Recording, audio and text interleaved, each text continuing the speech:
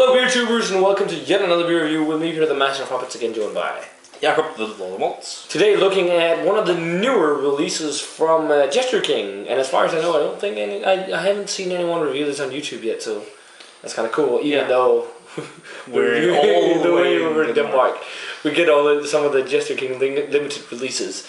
Now this is the Jester King Cedro, which is also a beer that they're actually going to bring to CBC. So we're trying this before CBC as well. And this is a pretty interesting beer. They call it a hoppy cedar aged ale with Brettanomyces. And that fucking label. Jester King does it again with the labels. Try and wiggle it. Yeah, I don't know if you can see that on the camera, but some angles, the eyes on the cedar creature there looks normal, but when you tilt it, the eyes are glaring at you, which is... Maybe if we did this, try again. Yeah, I'm not sure if that's going to help, but that's one of the most badass labels ever from Jester King. That fucking rules. Even that just made me want to try this beer. But yeah, it's got a pretty funny description on here. It says, I have conquered many nations and defeated vast armies of men, but even I do not dare to trespass in the forest of El Cedro, for El Cedro is no man. Many have ventured within the silent reach of his branches, lured by his sweet smell, never to return. Whispered legends tell of one particular sorry soul. Who? Hey, did we tell you this has Brett in it? And it just stops like that. But what they did with this beer is they made a big hoppy farmhouse ale, as they do, on 8%, dry hop with Citra, aged it with Spanish cedar spirals, and then put some Brettanomyces in there as well. So this is kind of a different hoppy beer. Yeah. It sounds really interesting. So we got the El Cedro poured, or El Cedro, or whatever you would call it. The cedar beer. Yeah. Very hazy, yellow, orangey color. It looks like an IPA. Yeah, or a /saison. Yeah. Nice frothy white head on it as well, and it kind of gushed almost when we cracked it. It was rising. Yeah, probably because of the Brettanomyces, but let's check out the aroma on this. Oh. Wow, the cedar really shines through. Yeah. Wow, that is unique. But the Citra still still a lot of... This is from January, so this is quite fresh to be getting a January batch of this in April in Denmark. It is, but... Yeah, but you still get that Brettanomyces. Yeah, Brettanomyces funk with the Citra, kind of sweet citrus fruits, like the tropical fruit aroma. And then you have this...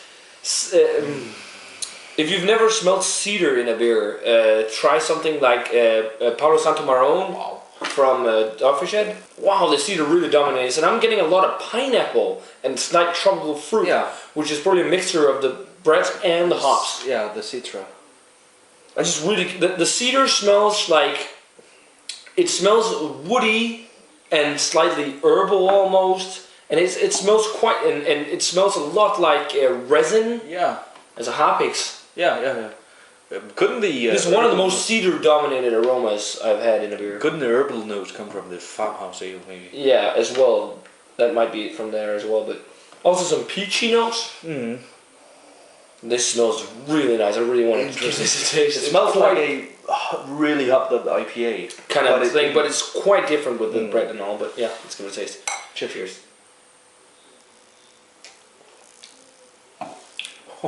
Wow, that is so different. Mouthfeel? Medium to light. Yeah, dry. Yeah. Quite dry. Really dry. Wow, that cedar's the most unique. It's got so much cedar. It's a very unique woody flavor. I think it's resiny and earthy and oaky, and it has almost slightly rubbery or something like that note, which is weird. Yeah. The Citra kind of like dominates the aftertaste. Yeah, you get a lot of those Citra notes. Well, dominates it, kind of like if it fades out to the Citra. Yeah. It kind of lingers there. Yeah. But definitely, that's the kind of tropical, sweet citrus fruit flavor you're getting there. And then the Brett is there, but I think was it bottle conditioned with Brett? I think that was how it was, right? Yeah, bottle conditioned with Brettanomyces, which you definitely taste because it's not aged very long yet, so you don't get crazy amounts of Brettanomyces, but you get that kind of funky slightly barnyardy, hay-like flavor with pineapple, which is produced like also from the Citra, but the kind of Brettanomyces pineapple flavor, right? And almost like a piney flavor in there as well, along with that resiny flavor you get from the wood, the cedar wood. Yeah. Cedar is quite unique in a beer like this, but it works. It does work. It is a very woody, hoppy IPA kind of beer, which is actually, I think it's with like a little bit of funk, which I think it's really nice. So yeah, this is a really interesting, different kind of, I don't even know if I could call this an IPA. I guess I'd call it a hoppy cedar aged ale with Brettanomyces. No, it's really good. It's a really interesting beer from Jester King. I dig it, but little age would be interesting to see how the Brettanomyces would turn out, but it still has a decent amount of Citra right now. I'm gonna go 90 with this. It's another pretty good offer from Jester King.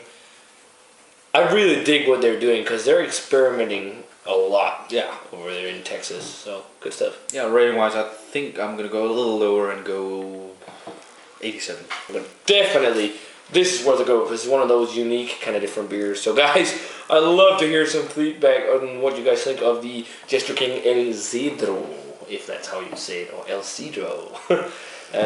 Yeah, let's get some feedback on this one, guys. As always, remember to comment, subscribe, check out the Facebook fan page and Twitter, and we're going to say cheers. We're going to see you guys in another beer review.